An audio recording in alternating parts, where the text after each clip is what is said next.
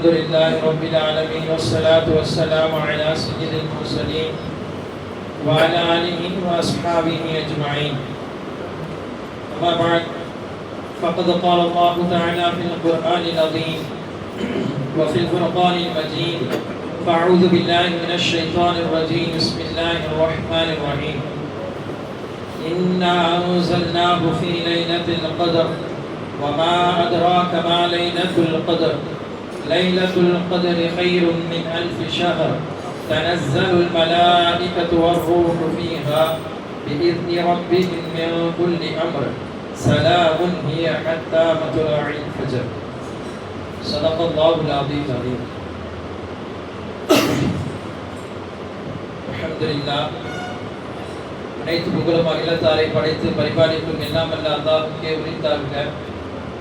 அவருடைய சாந்தியும் சமாதானமும் அன்னலம் பெருமானார் ஸல்லல்லாஹு அலைஹி வஸல்லம் அவர்களின் மீதும் அவர்களின் அடிச்சுவற்றை ஏறாது பின்பற்றி வந்த சத்திய சனாபாக்கள், தாபீன்கள், முத்தமீன்கள், குறிப்பாக இந்த புனித இரவிலே ஒன்று கூடியிருக்கக்கூடிய நம் அனைவர்களின் மீதும் என்றென்றும் நிரப்பமாக உண்டாகட்டுமாக. சகை பொருந்திய அல்லாஹ்வின் நல்லடியார்களே, அல்லாஹ் தஆலாவினுடைய ஒரு பொது நீதி என்னவென்று சொன்னால், ஒரு சில விஷயங்களை விட ஒரு சில விஷயத்தை அல்லாஹ் மேன்மைப்படுத்தி உயர்த்தி வைத்திருக்கிறார். ஏன் என்று உலகில் கேட்பவர்கள் யாரும் கிடையாது. அவன் அதை செய்ததற்கு 1000 நுணுக்கங்களும் உள்ளே மறைந்திருக்கலாம். எனவேதான் அல்லாஹ் தன்னை பற்றியே ஃபஅலு லிமா யுரீத், நான் நாடியதை செய்பவன் என்று சொல்லித் தருவார். அதன் அடிப்படையில் ஏராளமான நபிமார்களை உலகத்தில் அனுப்பிய ரப்புல் ஆலமீன் அந்த நபிமார்களிலே ஆக சிறந்த நபியாக பெருமானார் ஸல்லல்லாஹு அலைஹி வஸல்லம் அவர்களை ஆக்கினார். மாதங்களை கொடுத்த அல்லாஹ் அந்த மாதங்களிலே ஆக சிறந்த மாதமாக நாம் வீட்டிற்கும் ரமதானுடைய மாதத்தை ஆக்கி வைத்தார். நாட்களிலே ஆக சிறந்த நாளாக நமக்கு தெரியும் ஜும்ஆவுடைய தினத்தை ஏற்படுத்தியிருக்கிறார். இப்படி சொல்லிக்கொண்டே போகலாம். அந்த வரிசையில் வருவதுதான் இரவுகளிலே ஆக சிறந்த இரவு. இந்த இரவை விட பாக்கியத்திற்குரிய இரவு என்ற ஒரு இரவு கிடையாது என்று சொன்னார். அது புனிதமிகு லைலத்துல் கத்ர் இரவாகத்தான் இருக்கிறது. அந்த லைலத்துல் கத்ர் இரவு இன்றைய தினமாகவும் பெரும்பாலும் இருக்கலாம். அந்த லைலத்துல் கத்ர் வந்து விட்டால் நாம் என்ன செய்ய வேண்டும், நம்முடைய அமல்களை எப்படியெல்லாம் அமைத்துக் கொள்ள வேண்டும் என்பதை பற்றி பார்ப்பதற்கு முன்னால், பெரும்பாலான பள்ளிகளில் நமக்கு தெரியும் லைலத்துல் கத்ர் என்று சொன்னாலே 27. இரண்டால் அந்த 27 தான் அதிகமாக மக்கள் வரக்கூடியவர்கள் என்று சொல்வதை விட குர்ஆனை முடிக்கப்படுகிறது என்பதனாலும் மக்கள் அதிகமாக ஒன்று கூறுவதனாலும் எல்லோருடைய ஆசையும் அல்லாஹ் லைலத்துல் கத்ரை 27ஆக வைக்க மாட்டானா என்பதுதான். அல்லாஹ் அப்படி ஆக்குவதற்கும் அதிக வாய்ப்புகளும் இருக்கிறது. ஏனென்றால் ஹதீஸ்களில் ஏராளமான ஹதீஸ்களுடைய ஆதார சுருதி என்ன கிடைக்கிறது என்றால் 27 லைலத்துல் கத்ராக காண கிடைக்கிறது. ஆனால் நேரத்தை பொறுத்தவரையும் கால அளவை பொறுத்தவரையும் லைலத்துல் கத்ர் இரவு என்று தான் சொல்லுகிறோம். லைலத்துல் கத்ர் பகல் என்று சொல்வதில்லை. லைலத்துல் கத்ர் இரவு என்று சொன்னால் அது மக்ரிபிலிருந்து ஃபஜர் வரை தான். அல்லாஹ்வே குர்ஆனிலே ஃபஜர் வரை என்று சொல்லிவிட்டார். மக்ரிபில் ஆரம்பிச்சு ஃபஜர் வரை நாம் செய்யக்கூடிய துஆ, நாம் செய்யக்கூடிய குர்ஆன், ஓதக்கூடிய குர்ஆன், நாம் செய்யக்கூடிய இபாதத் அத்தனைக்கும் அல்லாஹ் கொடுக்கக்கூடிய வெகுமதி என்ன? ஒரு நாளுக்கு 1000 மாதங்களை விட சிறந்த நன்மையை கொடுக்கிறான். அந்த பாக்கியமான இரவுகளை நழுவ விடுவதோட விட உலகத்தில் பெரிய துர்பாக்கியசாலி யாரும் இருக்க முடியாது. எனவே இந்த 27 என்ற லைலத்துல் கத்ர் இரவை குறித்து பார்க்க போனால் ஹதீஸ்களில் பெரும்பாலும் இப்படி வரும். லைலத்துல் கத்ரை குறித்து முதலாவதாக பெரும்பாலானவர்கள் சொல்லக்கூடிய ஒரு கருத்து என்னவென்று சொன்னால், சூரத்துல் கத்ர் என்ற லைலத்துல் கத்ருடைய சூராவில் அல்லாஹ் தஆலா இன்னா அன்ஸல்னாஹு ஃபீ லைலத்துல் கத்ர் வமா அத்ராக மா லைலத்துல் கத்ர் லைலத்துல் கத்ரி கைரும் மின் அல்ஃபி ஷஹர். அப்ப லைலத்துல் கத்ர் என்று 3 முறை அந்த லைலத்துல் கத்ருடைய வாசகம் வருகிறது, வார்த்தை வருகிறது. பொதுவாகவே அரபியிலே எண்களுக்கு மதிப்பு இருக்கிறது, எண்ணிக்கைக்கு ஒரு மதிப்பு இருக்கிறது. சில பேர் கேள்விப்பட்டிருக்கலாம், அரபியினுடைய எண்களுக்கு அபுஜத் என்று சொல்வாங்க. அந்த அபுஜதினுடைய கணக்கின்படி லைலத்துல் கத்ர் லாம் யா லாம் ஹா காஃப் தால் ரா, இந்த லைலத்துல் கத்ருடைய எண்ணிக்கை எவ்வளவு வருகிறது என்பதை பார்க்கும் பொழுது 9 என்ற எண்ணிக்கையில் வரும். 9 என்ற எண்ணிக்கையில் வரும். அதோடு சேர்த்து அல்லாஹ் குர்ஆனிலே கூறக்கூடிய இந்த சூரத்துல் கத்ர், லைலத்துல் கத்ர் என்ற வார்த்தை 3 முறை வந்திருக்கிறது. அப்ப 3 × 20 9 × 3 நமக்கு தெரியும் 27 என்ற கணக்கில் சொல்வார்கள். நினைக்கிறேன் இப்படி கணக்கு பார்த்தா எல்லாம் கொண்டு வரலாமே, 21 கொண்டு வரலாம், 23 கொண்டு வரலாம், 25 கொண்டு வரலாம். இப்ப கணக்கெல்லாம் பார்த்து சொல்றதா லைலத்துல் கத்ர் என்று நினைக்கலாம். ஆனால் இது ஒரு தோராயமாக சொல்லப்பட்டதுதான். ஆனால் உண்மையிலே ஹதீஸ்களில் ஏராளமாக கணக்குகள் காணப்படுகிறது, ஹதீஸ்களே காணப்படுகிறது. உபை இப்னு கஅப் ரலியல்லாஹு அன்ஹு அவர்களே சொல்கிறார்கள். யார் இந்த உபை இப்னு கஅப்? பெருமானார் ஸல்லல்லாஹு அலைஹி வஸல்லம் இப்படி சொன்னார்கள், நீங்கள் குர்ஆனை ஓதி கேட்பவர்கள் என்று சொல்லக்கூடிய ரசூலுல்லாஹ் விரலிட்டு எண்ணக்கூடிய சஹாபாக்களை தான் சொன்னார்கள். இவர்களெல்லாம் ஓதி நீங்கள் குர்ஆனை கேளுங்கள் ஏனென்றால் அவர்கள் தான் குர்ஆன் எப்படி இறக்கப்பட்டதோ அது மாதிரி ஓதுகிறார்கள் என்று சில சஹாபாக்களை மட்டும் விரல்விட்டு பெருமானார் சொன்னார்கள். அதில் ஒருவர் தான் உபை இப்னு கஅப் ரலியல்லாஹு அன்ஹு. இந்த உபை இப்னு கஅப் ரலியல்லாஹு அன்ஹு சொல்கிறார்கள், அல்லாஹ்வின் சத்தியமாக லைலத்துல் கத்ர் இரவு 27ஆகத்தான் இருக்கும், 27ஆகத்தான் இருக்கும். இது இவ்வளவு டெஃபினட்டா அவர் சொல்றதுக்கு என்ன காரணம்? சில சஹாபாக்களும் இதை கேட்டார்கள், எப்படி நீங்க சொல்லலாம்? ரசூலுல்லாஹி ஸல்லல்லாஹு அலைஹி வஸல்லமே அந்த இரவை நீங்கள் தேடுங்கள் என்று தான் சொல்லியிருக்கிறார்கள். அப்ப நீங்க எப்படி 27 என்று சொல்கிறீர்கள் என்று கேட்கும் பொழுதுதான் உபை இப்னு கஅப் ரலியல்லாஹு அன்ஹு அழகாக சொல்வார்கள், என்ன ரசூலுல்லாஹ் என்ன சொன்னார்கள்? லைலத்துல் கத்ரை தேட சொன்னார்கள். அப்ப நான் தேடி விட்டு தான் நீங்க சொல்கிறேன் 27 என்பார்கள். என்ன தேடினீங்க என்பதற்கு குர்ஆன் ஹதீஸ்களில் ஆதாரம் வரும். லைலத்துல் கத்ருடைய இரவினுடைய பகலுடைய அந்த சூரியன் எப்படி வெளிப்படும் என்று சொன்னால் கதிர்கள் அற்றதாக வெளிவரும், ஒரே உஷ்ணமாக இருக்காது. அப்ப அது மாதிரியான நிலைகளில் தான் சூரியன் வெளிவரும்.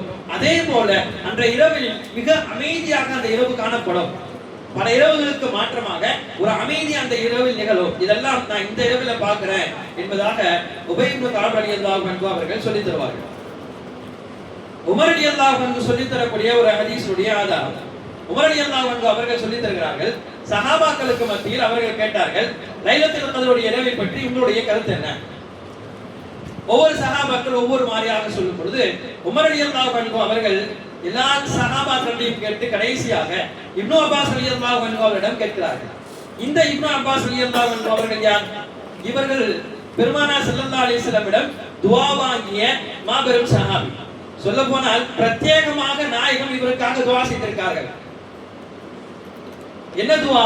யா அல்லாஹ், இந்த இப்னு அப்பாஸை தீனுடைய கல்வியிலே, மார்க்கத்தை விளங்குவதுடைய கல்வியிலே ஆழமாக அனைத்தும் தெரிந்த இப்னு அப்பாஸாக இவரை ஆக்கு என்று பெருமானார் இந்த இப்னு அப்பாஸ் ரலியல்லாஹு அன்ஹு அவர்களுக்கு துஆ செய்திருக்கிறார். ரசூலுல்லாஹ்வுடைய துஆவுக்கு பின்னால் இந்த இப்னு அப்பாஸ் ரலியல்லாஹுக்கு அல்லாஹ் கொடுத்த உயரம் மார்க்க கல்வியில் என்னவென்றால், அனைத்து குர்ஆனுடைய விரிவுரையாளர்களும் குர்ஆனுக்கு விளக்கம் வேண்டும் என்று சொன்னால் இவரை கேட்காமலோ, இவருடைய ஆலோசனையை பார்க்காமலோ, இவரிடத்த விரிவுரையை பார்க்காமலோ விரிவுரை கொடுக்க முடியாது.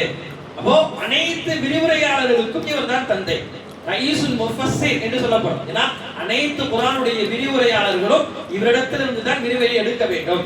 அப்படிப்பட்ட இப்னு அப்பாஸ் ரலியல்லாஹு அன்ஹு அவர்களும் சொல்கிறார்கள், என்னன்னா லைலத்துல் கத்ர் இரவு 7 வரும், 7 வரும் அப்படின்னு சொன்னா 1 3 5 7 9. இப்போ இதுல 7 அப்படின்றது ஒற்றைப்படையாக 27 தான். 7ன்னு 17 சொல்ல முடியாது. ஏன் 17 முடியாது? கடைசி 10ல தான் பெருமானார் ஸல்லல்லாஹு அலைஹி வஸல்லம் லைலத்துல் கத்ரை தேடிக்கொள்கிறார். அப்ப 7 என்ற இந்த வார்த்தையை எப்படி எடுக்கிறீர்கள் என்பதை கேட்கும் பொழுதுதான் அதாவது இப்னு அப்பாஸ் ரலியல்லாஹு அன்ஹு அதற்கும் விளக்கம் தருகிறார்கள். அல்லாஹ் தஆலா வானம் பூமிகளை 7ஆக படைத்திருக்கிறார். காபாவை தவாப் செய்யக்கூடிய சுற்றை 7ஆக அமைத்திருக்கிறார். ஷைத்தானுக்கு கல்லெறிதல் 7ஆக இருக்கிறது. இப்படி ஏராளமான ஆதாரங்களை 7 என்பதற்கு 27 என்பதற்கு வாழையடி வாழையாக அன்றிலிருந்து இன்று வரை அதே போல நாம் இப்னு அப்பாஸ் ரலியல்லாஹுடைய கருத்துப்படி 27 லைலத்துல் கத்ராக இருக்கும் என்று நாம் நினைத்து அதிகமாக இபாதத் செய்கிறோம். 1000 கருத்துக்கள் சொன்னாலும் 27க்கு ஆதாரம் சொல்றேன், இதே மாதிரி 25க்கும் ஆதாரம் சொல்ல முடியும், 21க்கும் ஆதாரம் சொல்ல முடியும். அப்போ எல்லாத்துக்கும் ஆதாரம் சொன்னா எல்லா இரவும் லைலத்துல் கத்ர் இரவா ஆகுமா? அப்படி ஆகாது. ஏதேனும் ஒற்றைப்படை இரவுகளில் ஒரே இரவு தான் அசல் கருத்து, உண்மையான கருத்து. ரசூலுல்லாஹி ஸல்லல்லாஹு அலைஹி வஸல்லம் இந்த இரவு தான் லைலத்துல் கத்ர் இரவு என்று டிக்ளேர் பண்ணல. அசல் நோக்கம் என்ன? அந்த இரவை மறைத்து வைத்திருக்கிறான் அல்லாஹ். பெருமானார் ஸல்லல்லாஹு அலைஹி வஸல்லம் ஆரம்ப கட்டத்தில் அந்த இரவு அறிவிக்கப்பட்டது. ரசூலுல்லாஹ் வெளியே வந்து சொல்வதற்காக வேண்டி தான் வந்தார்கள். 2 சஹாபி சண்டை போட்டதினால் நாயகம் சொன்னார்கள், எனக்கு அந்த இரவு மறைக்கப்பட்டது என்று சொன்னார்கள். எனவே மறைக்கப்பட்டது என்று சொன்னாலும் நமக்கு எப்படி இந்த 5 நாட்களில் தான் இந்த இரவு இருக்கிறது.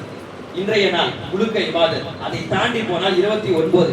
இதை நாம் முழுமையாக இதுவரையும் செய்த இபாதத்தை தொடர்ந்து செய்தால் கண்டிப்பாக அந்த இரவினுடைய பாக்கியத்தை அல்லாஹ் கொடுப்பான். அந்த இரவினுடைய பாக்கியத்தை பெற்றவர் காலம் முழுக்க அமல் செய்தாலும் கூட அவருடைய அமலை ஒரு தராசிலும் 27 ஒரே ஒரு 27 அல்ல, லைலத்துல் கத்ருடைய இரவுடைய அமலை ஒரு தராசில் வைத்தாலும் லைலத்துல் கத்ருடைய அமல் மட்டும் கனத்தால் தாழ்ந்து விடும். அவருடைய ஆயுள் முழுக்க அவர் செய்த இபாதத்திற்கு சரிசமமாக வராது. ஏனென்றால் அல்லாஹ் அப்படித்தான் குர்ஆன்ல சொல்றான், 1000 மாதங்களை விட சிறந்த இரவுண்டா.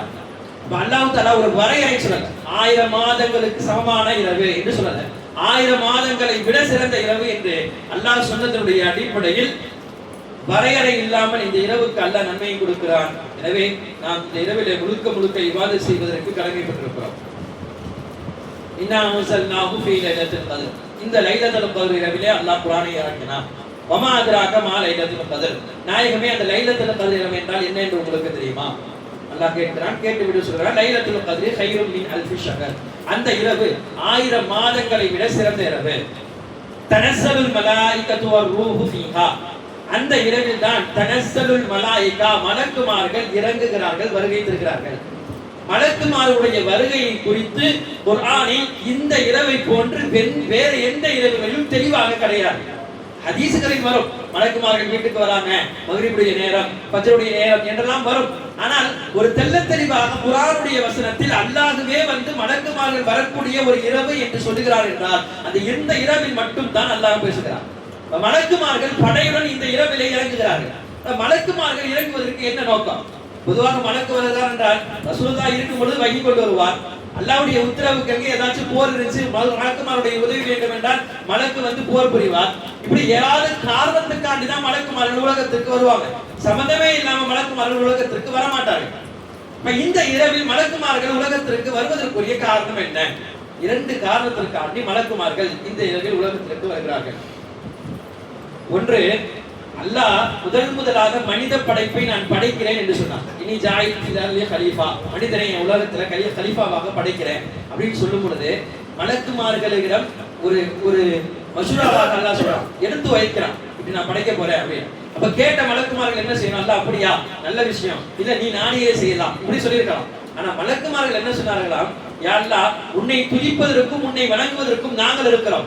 மலக்குமார்களோட வணக்கத்துல யாரு உயரமாக வணக்கம் செய்ய முடியும்? அப்படி யாரும் வணக்கம் செய்ய முடியாது. அப்ப நாங்கள் உன்னை வணங்குவதற்கு இருக்கும் பொழுது இந்த மனித படைப்பை நீ படைக்கிறாயே, இவர்கள் உலகத்தில் ஒருவரை அடித்துக் கொண்டும் வெட்டி கொண்டும் ரத்தத்தை ஓட்டுவார்களே, அப்படிப்பட்ட மனித படைப்பையா நீ படைக்க போகிறாய் என்று மலக்குமார்கள் அல்லாஹ்விடத்தில் கேட்டார்கள். அப்படி கேட்ட மலக்குமார்களை தான் அல்லாஹ் பூமியில இருக்கிறான். நீங்க கேட்டீங்களே, இப்ப உலகத்துல போய் பாருங்க, எனது அடியாருடைய நிலையை பார்த்து விட்டு எனக்கு சொல்லுங்க. என்னுடைய அடியாரை பார்த்து நீங்கள் தவறாக பேசிய வார்த்தை எந்த அளவுக்கு இருக்கிறது என்று உலகத்தில் போய் அவர் என்ன செய்கிறார் என்று பார்த்து வாருங்கள் என்று சொல்லி அனுப்புகிறார். மலக்குமார்கள் இங்கு வந்தவுடன் அவர்கள் 2 வேலை செய்கிறார்கள். ஒன்று, நாம் என்ன செய்கிறோம் என்பதை பற்றி அல்லாஹ்விடத்திலே எடுத்து சொல்கிறார்கள். இரண்டாவது, நாம் கேட்கக்கூடிய துஆவுக்கு ஆமீன் சொல்வதற்காக வருகிறார்கள். நாம் கேட்டு மலக்கு ஒரு துஆவுக்கு ஆமீன் சொல்கிறார்னா அந்த துஆ அங்கீகரிக்கப்படுவதற்கு ஆக சிறந்த துஆ. மலக்குமார்கள் பாவமில்லாத மலக்குமாருடைய வாயிலிருந்து வரக்கூடிய வார்த்தைகளை எல்லாம் அல்லாஹ் கபூல் செய்கிறார். அப்ப அந்த மலக்குமார்களை அல்லாஹ் இறக்கி விடுகிறார். இறக்கி விட்டு எனது அடியானுடைய நிலையை குறித்து பார்த்து வர சொல்கிறார். அதே போல் நாம் செய்யக்கூடிய துஆவுக்கு ஆமீன் சொல்கிறார். எனவேதான் ஒரு வகையில இந்த துஆ, இந்த இரவை மறைக்கப்பட்டதற்கும் ரசூலுல்லாஹ் சொல்லிட்டு சொல்லுவாங்க, இந்த இரவை உங்களுக்கு மறைக்கப்பட்டுச்சு, மறைக்கப்பட்டதும் ஒரு வகையில நல்லதுதான். ஏன் நல்லது? இவ்வளவு சிறப்பு மிகுந்த இரவுன்னு சொல்லிட்டாங்க. மலக்குமார்கள் வந்து நாம் செய்யக்கூடிய அனைத்து காரியங்களையும் அல்லாஹ்விடத்திலே எடுத்து காட்டுகிறார்கள். இப்ப இந்த நேரத்துல இதனுடைய மகத்துவத்தையும் அருமையும் பெருமையும் தெரியாத ஏதாவது ஒரு முஸ்லிம் இந்த இரவிலும் பாவம் செய்து விட்டான், வாழ்க்கையில் அவன் குறைக்க முடியாத பாவகாரியமாக அவனுடைய பாவமாகிவிடும். அது மிகப்பெரிய கரையாகிவிடும். அந்த கரையை எதை வைத்து அவன் சுத்தப்படுத்த நினைத்தாலும் அதை சுத்தப்படுத்த முடியாது. ஏனென்றால் அல்லாஹ் நான் உனக்கு இவ்வளவு இந்த இரவினுடைய சிறப்பையும் மாண்பையும் சொல்லியும் கூட இந்த இரவில் நீ பாவம் செய்கிறார் என்றால் உனக்கு எவ்வளவு துணிவு என்று அல்லாஹ் கேட்டால் அந்த கேள்விக்கு பதில் கொடுக்க உலகத்தில் யாரும் இருக்க முடியாது. அது மறைக்கப்பட்டிருக்கிறது என்பதும் ஒரு முஸ்லிமுக்கு நல்லதுதான். அதே போல அமல் செய்து விட்டா பரவாயில்ல, ஒரு கட்டத்தில் அமல் செய்யாம அந்த இரவை கழித்து விட்டால் அப்படியும் இருக்கக்கூடாது. இரண்டையும் தவிர்த்து விட்டு என்னால் எவ்வளவு அமல்கள் முடியுமோ அந்த அமல்களுக்குரிய இரவாக நம்முடைய இந்த இரவை ஆக்குவதற்கு நாம் முயற்சி செய்ய வேண்டும். மலக்குமார்கள் வருகை தரக்கூடிய இரவு, சில ஹதீசுகள் அதற்கு சான்றாக கூட கிடைக்கும். மலக்குமார்கள் வருவாங்கன்னா எப்படி மலக்குமார்கள் வருவாங்க என்று நினைக்கலாம். ஹதீஸ் வருகிறது, தெரியும், அன்ஹு ரலியல்லாஹு அன்ஹு ஒரு சஹாபி இருந்தார். அந்த சஹாபி பெருமானார் ஸல்லல்லாஹு அலைஹி வஸல்லம் சபையில இருந்து வீட்டுக்கு போன பிறகு வீட்டாருடன் கலந்து பேசி உறவாடி ரொம்ப சந்தோஷமா இருந்தார். சந்தோஷமா இருக்கக்கூடிய அந்த நேரத்தில் அவங்களுக்கு ஒரு சிந்தனை வருது. என்ன அன்ஹு ரசூலுல்லாஹி ஸல்லல்லாஹு அலைஹி வஸல்லம் சபையில இருக்கும் பொழுது உங்களுடைய நிலை எப்படி இருந்துச்சு?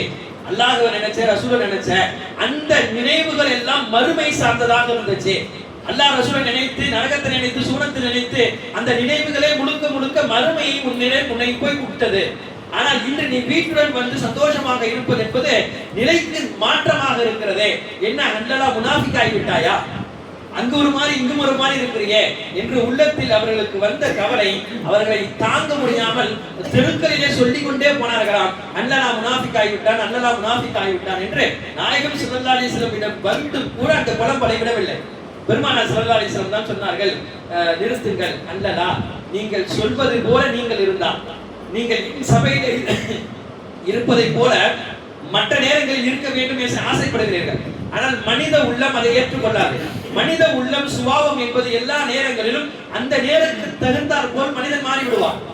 எல்லா நேரத்திலும் அல்லாஹ் ரசூலை நினைத்துக் கொண்டே இருந்தால் அவன் மனிதனாக இருக்க முடியாது என்று ரசூலுல்லாஹ் சொல்லிட்டு சொன்னார்கள். என்றால் எனக்கு முன்னால இருக்கிற மாதிரியே நீங்க வெளியில போய் இருக்கணும்னு நினைச்சீங்கன்னா உங்களுடைய நிலை எப்படியா இருக்குன்னா, மலக்குமார்கள் நீங்கள் தெருக்களில் போனால் அவர்கள் உங்களுடன் முசாஃபஹா செய்வார்கள். அந்த அளவுக்கு உங்களுடைய நிலையை அல்லாஹ் மாற்றி விடுவார் என்று பெருமானார் ஸல்லல்லாஹு அலைஹி வஸல்லம் சொல்லி தருவார்.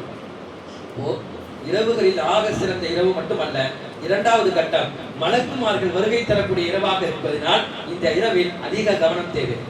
மூன்றாவது, இந்த இரவை பற்றி அல்லாஹ் சொல்கிறான், ஸலாம் ஹிய ஹத்தா மத்லஇல் ஃபஜ்ர். இந்த இரவில் சாந்தி, சமாதானம் உண்டாகிறது, சலாம் நிம்மதி உண்டாகிறது. சலாம் அனைத்துக்கும் சலாமுடைய அர்த்தம் பொருந்தும்.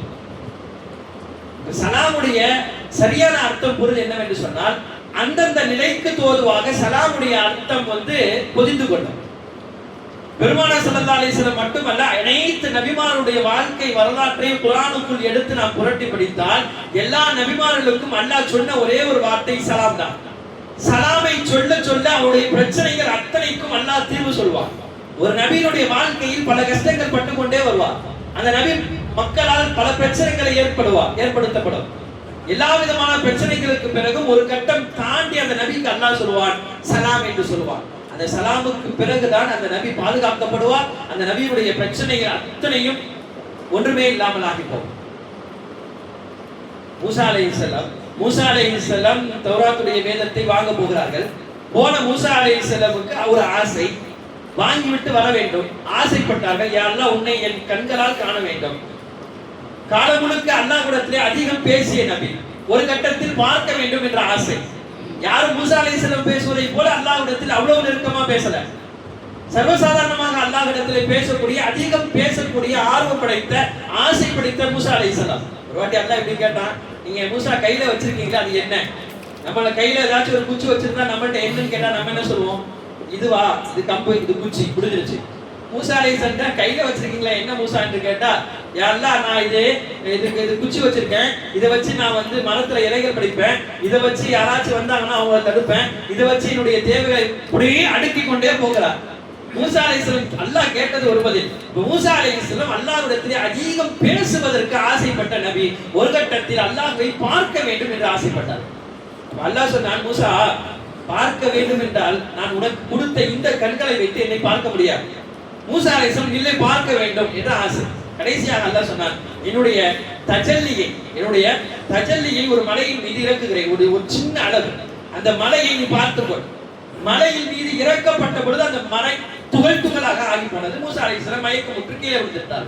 இப்ப இந்த நிகழ்வுக்கு பிறகு அதே போல் மூசா அலைஹிஸ்ஸலாம் ஃபிரௌனுடைய கூட்டம் துரத்தி வரும் பொழுது அந்த நைல் நதியிலே கடந்து செல்லக்கூடிய அந்த நிகழ்வுக்கு பிறகுதான் அல்லாஹ் சொன்ன வார்த்தை, மூசாவே உன் மீது சலாம் உண்டாவதாக. அப்ப அத்தனை பிரச்சனைகளுக்கும் அல்லாஹ் சொன்ன இந்த சலாம் என்பது மூசா அலைஹிஸ்ஸலாமுடைய வாழ்க்கையில் இருந்ததால் அவர்கள் மிகப்பெரிய வெற்றி அடைந்தார்கள் என்பது குர்ஆனுடைய வழிகளை நம்மால் பார்க்க முடிகிறது.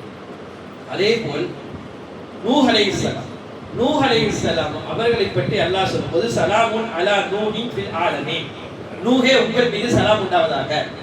நூஹ் அலைஹிஸ்ஸலாம் மீது எப்போ அல்லாஹ் இந்த வார்த்தையை சொன்னார்? நமக்கு தெரியும், நூஹ் அலைஹிஸ்ஸலாமுடைய வரலாற்றை எல்லாம் படித்திருப்போம். அந்த கப்பலில் நல்லவர்களை மட்டும் நூஹ் அலைஹிஸ்ஸலாம் ஏற்றி கொண்டார்கள். கப்பல் போகிறது. கப்பலுக்கு அல்லாஹ் அந்த உத்தரவு என்ன? வானத்திலிருந்து மழை வர வேண்டும், பூமியிலிருந்து தண்ணீர் பீரிட்டு வர வேண்டும். சாதாரணமான உலகத்தினுடைய நடைமுறையே எத்தனையோ தடவை கப்பல்ல போயிட்டு இருக்கும்போது எவ்வளவு பெரிய கப்பலா இருந்தாலும் வெறுமனையே கடல் சீற்றமாகும், அலைகள் சீற்றமாகும். அந்த அலைகளுடைய சீற்றத்திற்கு மட்டும் கப்பல் கவிழ்ந்து போகும். அதை சொல்லுவாங்க, அந்த கப்பல் இந்த கப்பல் டைட்டானிக் கப்பல்னா சொல்லுவாங்க, ஒண்ணுமே இல்லாம போயிடும். அப்ப நூஹ் அலைஹிஸ்ஸலாம் அவர்களுக்கு அல்லாஹ் செய்து கொண்ட இந்த கப்பல் என்ன கவுராதா? இந்த கப்பல் கவுரும் அளவுக்குமா மழை தண்ணீர் வரவில்லை? வெறுமனையே மழை வந்து மட்டும் வந்தாலே போதும். ஆனா அல்லாஹ் குர்ஆன்ல எப்படி உத்தரவிட்டான்? மேலிருந்து வானம் பீரிட்டு மழையை பொழிகிறது, கீழே இருந்து தண்ணீர் பீரிட்டு வருகிறது. ரெண்டும் சேர்ந்து அடிக்கும் பொழுது இந்த கப்பல் எந்த தூரத்தில் போய்விடும்? தண்ணி உள்ள வருமா? தள்ளி வந்திருக்குமான்னா கண்டிப்பா வந்திருக்கும். ஆனா வந்த தண்ணீரை கப்பலை முழுக வைக்காமல் அல்லாஹ் பார்த்துக் கொண்டான். இப்படி ஏன் பாதுகாத்துக் கொண்டான்? அல்லாஹ் மூசா அலைஹிஸ்ஸலாம் நூஹ் அலைஹிஸ்ஸலாம் மீது அந்த சொன்ன அந்த வார்த்தை சலாமுன் அலா நூஹ் என்ற இந்த வார்த்தையிலே அல்லாஹ் தஆலா நூஹ் அலைஹிஸ்ஸலாமை காப்பாற்றுகிறார். இப்ராஹிம் அலைஹிஸ்ஸலாம், இதெல்லாம் குர்ஆனுடைய அத்தனை ஆதாரங்கள், ஹதீஸ் அல்ல. குர்ஆனிலே அல்லாஹ் நபிமார்களை குறித்து சலாம் சலாம் சலாம் என்று சொன்னதுடைய பேரில் அவர் பிரச்சனைகளை எல்லாம் அல்லாஹ் எப்படி ஒன்றுமே இல்லாமல் ஆக்கிவிட்டான் என்பதற்காக சொல்ல வருகிறேன். சலாமுன் அலா இப்ராஹிம், இப்ராஹிம் அலைஹிஸ்ஸலாம் மீது சலாம் உண்டாவதாக. என்ன இப்ராஹிம் அலைஹிஸ்ஸலாம் என்ன செய்தார்? அந்த சிலைகளை எல்லாம் உடைத்ததன் பேரில் மக்கள் எல்லாம் அந்த எதிரிகள் எல்லாம் கூட்டி வச்சு அவரை மிகப்பெரிய ஒரு மின்சனிக் என்ற ஒரு பெரிய விஷயத்தை வச்சு தூக்கி நரகத்திலே வீசப்பட போகிறது. பெரிய நரகம் என்று சொல்வதற்கு காரணம் என்னவென்று சொன்னால் அதனுடைய ஜுவாலைகளும் அதனுடைய நெருப்புகளும் அந்த அளவுக்கு இருந்தது. அந்த நெருப்புக்கு மேல் ஒரு பறவை பறந்து போனாலும் பறவை கருகி போய் அந்த நெருப்புக்குள்ளே விழுந்துவிடும். அப்ப எவ்வளவு பெரிய நெருப்பை மூட்டியிருப்பார்கள் ஒரே ஒரு மனிதரை எரிப்பதற்காக. இந்த நெருப்புக்கு அல்லாஹ் என்ன கட்டளையிட்டான்? கூறி பரதம் வசலாமா, சலாம் என்ற வார்த்தை தான். இப்ராஹிம் மீது வந்து விழுந்தால் நீ எப்படி ஆகிவிட வேண்டும்? அவருக்கு குளிர்ந்ததாக, அவருக்கு ஏற்றார் போல் நீ ஆகிவிட வேண்டும் என்று நெருப்புக்கு அல்லாஹ் கட்டளையிடுகிறார். அதே சலாம் என்ற வார்த்தை இங்கு பயன்படுத்துகிறார். அதான் ஆரம்பத்தில் இருந்து சொல்கிறேன், சலாம் என்ற வார்த்தை ஒரே அர்த்தத்தை கொடுக்கக்கூடிய வார்த்தை அல்ல. அந்தந்த நேரத்துவாக நம்முடைய நிலையை மாற்றி அல்லாஹ் அமைக்கக்கூடிய வார்த்தை தான் இந்த சலாம் என்ற வார்த்தை. சலாம் என்ற வார்த்தை அங்கு இப்ராஹிம் அலைஹிஸ்ஸலாமுடைய வாழ்க்கையிலே 40 நாட்கள் இருந்தார்கள். வெளியே வந்து சொன்ன வார்த்தை, உலகத்துல வாழ்ந்த காலத்தை விட நெருப்பிலே நான் வாழ்ந்த காலம் ரொம்ப நல்லா சுகமாக நான் வாழ்ந்தேன் என்று சொல்கிறார்கள். இதுதான் சலாம். இதையெல்லாம் தாண்டி ஆதம் அலைஹிஸ்ஸலாம் முதல் ஈசா அலைஹிஸ்ஸலாம் வரை அத்தனை நபிமார்களுக்கும் சலாம். அனைத்து சலாமையும் தாண்டி பெருமானார் ஸல்லல்லாஹு அலைஹி வஸல்லமுக்கு அல்லாஹ் ஒரு சலாம் சொல்கிறார். இது எல்லா நபிக்கும் மாற்றமான சலாம். எல்லா நபியும் உலகத்திலே அவர்களுக்கு வந்த துன்பம் துயரத்தெல்லாம் எடுத்த பொழுது அல்லாஹ் வானத்திலிருந்து சொன்ன சலாமை அந்த மக்கள், அந்த ஊர்வாசிகளுக்கு, அவர்களை நம்பிய நபிக்கும் அந்த மக்களுக்கும் பெரிய நிவாரணமாக ஆகி போகிறது. ஆனால் ரசூலுல்லாஹ்வுக்கு அல்லாஹ் சொன்ன சலாம் என்பது இந்த சலாமை அல்லாஹ் நேரடியாக மிஅராஜுக்கு வர வைத்து சொல்கிறார். அதைத்தான் ஒவ்வொரு தொழுகையிலும் நாம் ஓதுகிறோம். அத்தைஹியாத்திலே ஓதுகிறோமே, அஸ்ஸலாமு அலைக்க அய்யுஹன் நபி, நபியே உங்கள் மீது சலாம் உண்டாவதாக என்று அல்லாஹ் நேருக்கு நேராக பெருமானார் ஸல்லல்லாஹு அலைஹி வஸல்லம் அவருக்கு சலாம் சொல்கிறார். ரசூலுல்லாஹ்வுக்கு சொன்ன இந்த சலாம் போல் மற்ற நபிமார்களுக்கும் அல்லாஹ் சலாம் சொன்னார். சலாத்தினுடைய மிகப்பெரிய சக்தியால் அந்த நபிமார்களுக்கு இருந்த அத்தனை பிரச்சனைகளும் தட்டப்பட்டு விட்டது. அதே போல் ரசூலுல்லாஹ்வுக்கும் ஆகிது. மட்டுமல்ல, மேராஜுக்கு எந்த நபிக்கும் கொடுக்காத மிகப்பெரிய அற்புதத்தை ரசூலுல்லாஹ்வுக்கு அல்லாஹ் மேராஜில் கொடுக்கிறார். நேரடியாக அல்லாஹ் வந்து பேச கூப்பிட்டு விட்டார். அஸ்ஸலாமு அலைக்க அய்யுஹன் நபி என்று சொல்லிவிட்டார். எல்லா மனிதருக்கு, ஒரு மனிதனுக்கு இதை விட உச்சம் உலகத்தில் மறுமையில் எதுவும் இருக்க முடியாது. அப்ப அந்த இடத்துல ரசூலுல்லாஹ் இருக்கிறார். இந்த இடத்துல அல்லாஹ்வுக்கு முன்னால் இருக்கக்கூடிய இந்த நிலை உலகத்தில் யாருக்கு, எந்த பெரிய தலைவருக்கு வந்தாலும் வேற எந்த சிந்தனையும் அவருக்கு வராது. அல்லாஹ் என் கூட பேசுறான், அல்லாஹ் எனக்கு சலாம் சொல்றான், நேரடியாக நான் பேசிட்டு இருக்கேன். இப்போ என் அத்தா, என் அம்மா, என் குழந்தைகள் எதுவுமே நம்முடைய சிந்தனைக்குள் வரவே வராது. ஒரு மனிதனுடைய நிலை அப்படித்தான் இருக்கும்.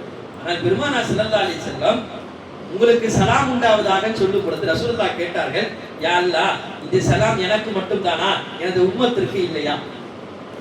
உம்மத்திற்கு எனது சலாம் உனது சலாம் கிடையாதா என்று ஒரு நபி கேட்டார் என்று சொன்னால் அது பெருமானார் ஸல்லல்லாஹு அலைஹி வஸல்லம் மட்டும்தான். நாயகம் கேட்ட மாத்திரத்தில் அல்லாஹ் அடுத்து சொன்னா இபாதில்லாஹி ஸாலிஹீன், உன்னுடைய எம்மத்தில் யாரெல்லாம் நல்லடியார்களாக இருக்கிறார்களோ அவர்கள் மீது எனது சலாம் உண்டாவதாக என்று பெருமானார் ஸல்லல்லாஹு அலைஹி வஸல்லம் ஆசைப்பட்டதை அல்லாஹ் மிஅராஜிலே கொடுத்தார். இவ்வளவு பேசியது எதற்கென்றால் அல்லாஹ் அந்த சலாமை தான் இந்த இரவில் கொடுக்கிறேன் என்று சொல்றார்.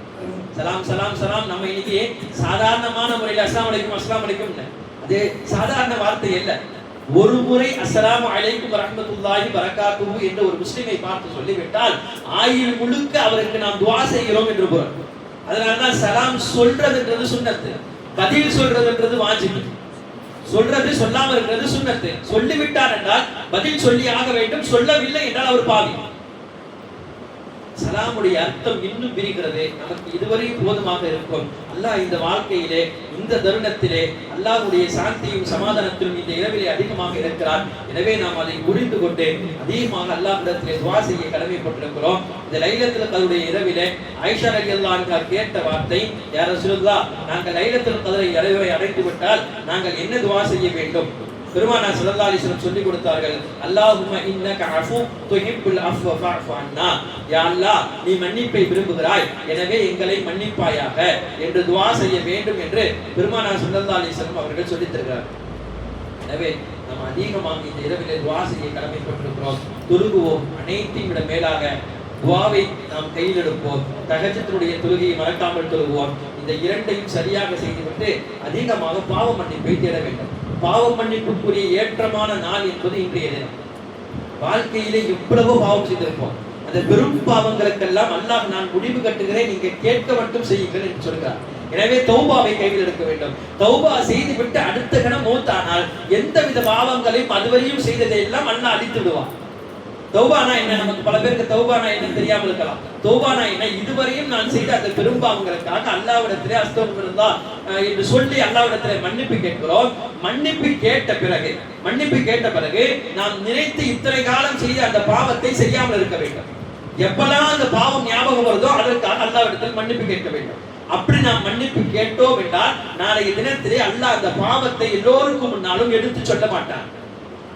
ஆனா நான் மன்னிப்பு கேட்டேன், இந்த லைலத்துல் கத்ர்ல அந்த பெரிய பாவம் எனக்கு மட்டும் தான் தெரியுது, நான் மன்னிப்பு கேட்டு ஒரு வாரம் ஒரு மாசம் கரெக்டா இருக்கிறேன், அடுத்து மறுபடியும் அந்த பெரும் பாவம் செய்கிறேன் என்று சொன்னால் இந்த மன்னிப்பு அல்லாஹ்விடத்தில் கேன்சல்.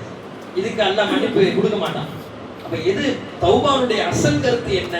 நாம் கேட்டு விட்டால் அடுத்து அந்த பாவத்தை நினைக்க கூடாது, அடுத்து அந்த பாவத்தை செய்யலாமா அப்படின்னு உள்ளத்துல எண்ணம் கூட வரக்கூடாது. அப்படி நாம் பாவத்திற்காக மன்னிப்பு கேட்டால் அந்த தௌபா சக்கராத்தில் கூட இருந்தாலும் அல்லாஹ் மன்னிக்கிறான்.